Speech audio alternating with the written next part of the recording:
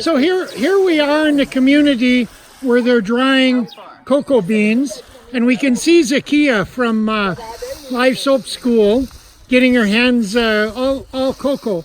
But I'm here with Suli, who's behind me, who's guiding us through. So Suli, explain, what do we have here? Yeah, so these are cocoa beans.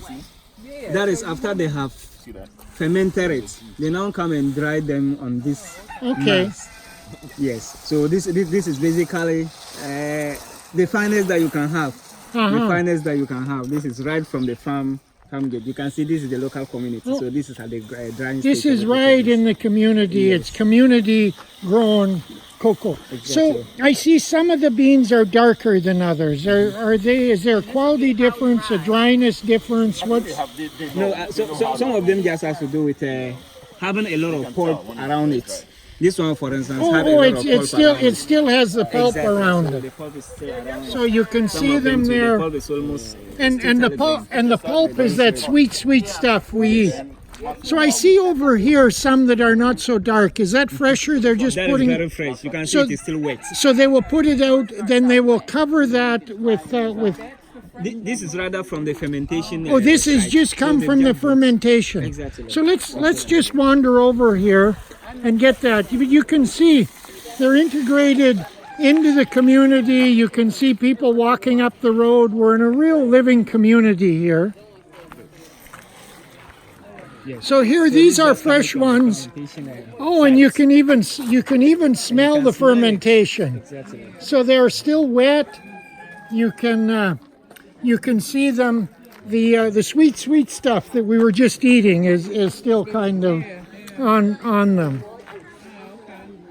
So and Suli, I see mostly women. What is the role of the cocoa industry? Do women do most of the work? Do men do? How is the work divided up in it?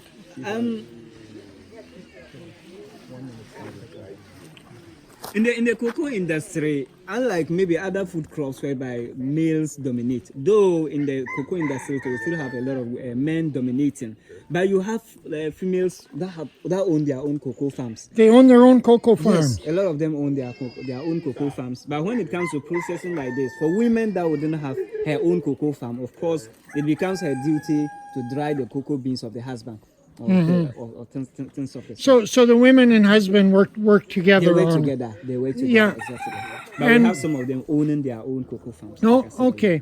And what happens from here? These beans are dried and they're put in sacks and they're sold? Exactly. So right after they are dried, almost every cocoa farmer has a licensed cocoa buying company to whom he or she sells her beans. Okay. So now these licensed cocoa buying companies will now come, weigh the beans and then pay them. But of course, like we know in Ghana here, cocoa is bought and sold by the government. So these licensed cocoa buying companies are also like representatives of the government. So they're like agents of the government. Exactly. Oh, okay. Well, thank you, Suli. Zakia, before you take the picture, I just want to chat. So here's let's get out of the sun. Getting the sun the right way.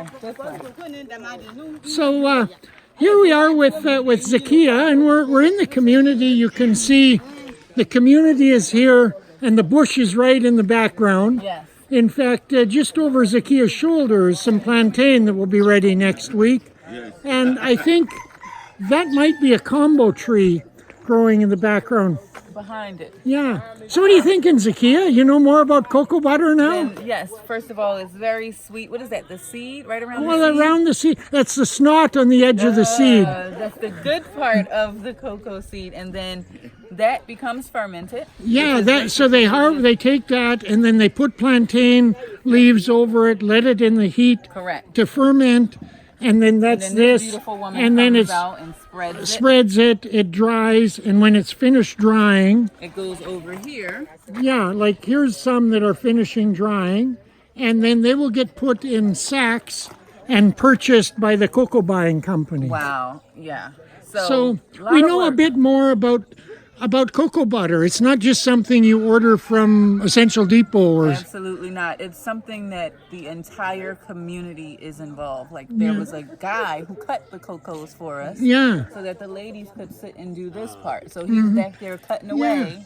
So And- it's pretty amazing. And it's a key part of the community economy, the traditional economy, and it tastes good. It's really good. Yeah. And we're going to take some cocoa beans home and try roasting them and making our own cocoa. Yes.